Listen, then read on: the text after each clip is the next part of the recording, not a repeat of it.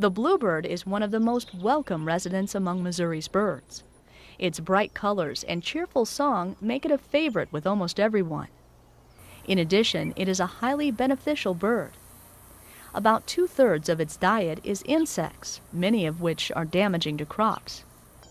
Bluebirds are a rural bird, seen in open grasslands with scattered trees or fences. Urban residents seldom see bluebirds and sometimes become concerned that they are rare. Actually, bluebird numbers are on the rise.